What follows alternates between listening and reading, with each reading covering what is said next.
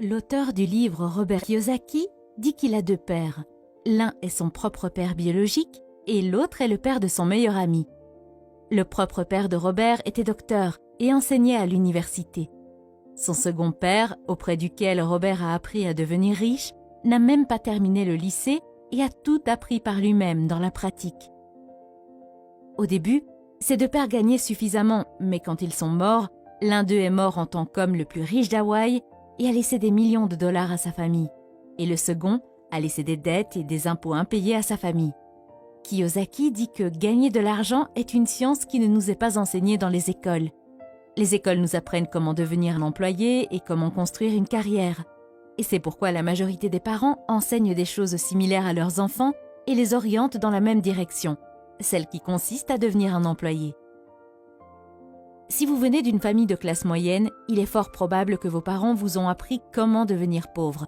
Et ce n'est pas parce que vos parents ne vous aiment pas ou ne veulent pas que vous réussissiez. C'est simplement parce qu'ils ne sont eux-mêmes pas éduqués à ce sujet. Ils ont consommé des informations périmées et à votre naissance, ils vous ont passé les mêmes informations périmées. La pauvreté est presque comme la génétique. Elle se transmet d'une génération à l'autre. Mes parents m'ont toujours conseillé d'étudier très dur, d'obtenir un diplôme et de trouver un emploi stable. Cependant, lorsque j'ai commencé à lire des livres comme celui-ci, je me suis rendu compte que j'apprenais davantage grâce à quelques-uns de ces livres par rapport à l'ensemble de mes années universitaires. Si vous êtes également issu d'une famille de classe moyenne, n'ayant pas lu Rich Dad, Poor Dad, alors je vous recommande fortement de le lire. J'aurais souhaité que quelqu'un me le recommande quand j'avais 14 ou 15 ans. Tant de choses auraient pu être positivement différentes dans ma vie si je l'avais lu plus tôt. Dans cette vidéo, je vais vous parler des 7 idées principales du livre. La première idée concerne l'importance de l'éducation financière et la compréhension de la différence entre un actif et un passif. Comprendre cette différence est l'étape la plus importante pour devenir riche. En termes simples, l'actif est ce qui vous met de l'argent dans la poche et le passif, ce qui vous enlève de l'argent. Par exemple, si vous avez une voiture, que vous la louez et que vous gagnez de l'argent chaque mois, alors c'est un actif. Mais si vous avez une voiture et qu'elle vous prend de l'argent de poche chaque mois pour les réparations, l'entretien, etc., il s'agit alors d'un passif. Par exemple, les actifs peuvent être des biens locatifs, des actions d'entreprise, des métaux précieux, etc. Le passif est constitué par votre maison, votre téléphone, la voiture que vous conduisez, etc. Les riches se concentrent sur l'augmentation de leurs actifs, tandis que les pauvres achètent des passifs et se concentrent sur leurs revenus. Les pauvres achètent un téléphone iPhone, les riches achètent des actions Apple qui constituent un actif et prennent de la valeur avec le temps. Mais le téléphone perd de sa valeur dès que vous le sortez du magasin. Faire pousser des actifs, c'est comme planter un arbre. Vous devez en prendre soin pendant des années, jusqu'à ce que ses racines soient assez profondes pour fournir de l'ombre et porter des fruits pour votre plaisir. Malheureusement, beaucoup de gens veulent s'enrichir rapidement sans s'informer sur l'argent. C'est comme construire un gratte-ciel avec peu ou pas de fondation. Et c'est pourquoi vous voyez des gens qui gagnent des tonnes d'argent, mais qui au bout de quelques années perdent tout. La deuxième idée est la suivante. Les riches ne travaillent pas pour l'argent, c'est leur argent qui travaille pour eux. À un très jeune âge, Robert a eu son premier partenaire en affaires, son camarade de classe Mike. Ils travaillent pour le père riche qui leur donnait des leçons sur la façon de gagner de l'argent. La première règle qu'ils ont apprise est que les riches ne travaillent pas dur pour l'argent, leur argent travaille dur pour eux. Les riches utilisent leur cerveau et trouvent des moyens pour que leur argent travaille pour eux 24 heures sur 24, 7 jours sur 7. Du point de vue d'une personne riche, chaque dollar ou peso gagné devient un petit employé et travaille dur pour en gagner un autre. Au contraire, les pauvres et la classe moyenne sont guidés par la peur ou le désir. Ils craignent de ne pas pouvoir payer leurs factures, alors ils travaillent encore plus dur.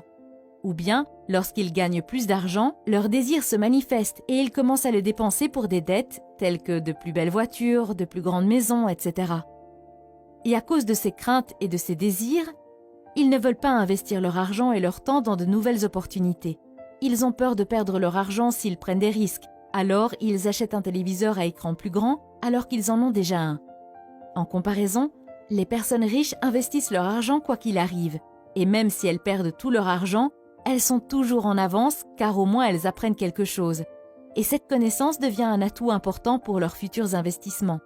D'un autre côté, la télévision perd la plupart de sa valeur après quelques mois, et vous finissez par perdre votre argent de toute façon. sans compter que vous perdez l'opportunité d'apprendre quelque chose de nouveau.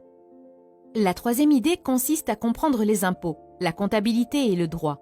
Selon Kiyosaki, gagner beaucoup d'argent ne résout pas les problèmes. Apprendre à garder cet argent une fois qu'on l'a gagné résout les problèmes.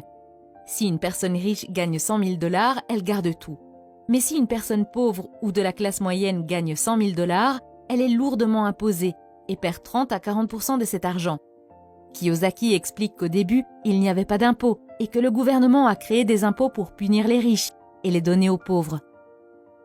Le gouvernement a utilisé la mentalité de Robin des Bois et les gens l'ont soutenu. Mais les riches étaient intelligents et ils ont trouvé des moyens juridiques de ne pas payer d'impôts. Une des grandes différences est que les pauvres et la classe moyenne gagnent de l'argent, paient des impôts sur cet argent et vivent avec ce qui reste. Les riches, en revanche, gagnent de l'argent, dépensent tout ce qu'ils peuvent et paient des impôts sur ce qui reste. Quatrième idée, les riches inventent l'argent. L'auteur dit que chaque personne est née avec un talent, mais que ce talent est supprimé à cause du doute et de la peur de soi. Il remarque que ce ne sont pas nécessairement les personnes intelligentes et instruites qui avancent, mais les audacieux et les aventuriers. Les gens n'avancent jamais financièrement, même s'ils ont beaucoup d'argent, parce qu'ils ont des opportunités qu'ils ne saisissent pas à cause de la peur et du doute. La plupart d'entre eux restent assis à attendre qu'une occasion se présente. L'idée de l'auteur est que les gens créent la chance. Ils ne devraient pas attendre qu'elle se présente. Il dit que c'est la même chose avec l'argent, il faut la créer. Cinquième idée, travailler pour apprendre. Ne pas travailler pour l'argent. Kiyosaki dit que son père pauvre était intelligent, bien éduqué et travaillait pour de l'argent parce que la sécurité de l'emploi signifiait tout pour lui. Son père riche est devenu millionnaire en travaillant pour apprendre. L'auteur recommande aux jeunes de chercher un travail où ils apprendront plus qu'ils ne gagneront, notamment dans les domaines de la vente, de la communication, du marketing, de la comptabilité, des dirigeants, etc. Au cours d'une interview avec un journaliste, Robert Kiyosaki a appris que celui-ci s'efforçait à devenir un auteur à succès. Il a réalisé qu'elle était une grande écrivaine et qu'elle devait poursuivre dans cette voie. Elle lui a dit qu'elle avait essayé, mais que cela n'intéressait personne. Il l'a accidentellement offensée lorsqu'il lui a dit de suivre un cours de vente pour qu'elle puisse se promouvoir. Elle s'est mise sur la défensive. Elle lui a répondu « J'ai une maîtrise en littérature anglaise. Pourquoi irais-je à l'école pour apprendre à devenir une vendeuse ? Je suis une professionnelle. Je suis allée à l'école pour être formée à une profession, donc je n'aurai pas à être vendeuse. Je déteste les vendeurs. Tout ce qu'ils veulent, c'est de l'argent. » Et elle a fait ses valises.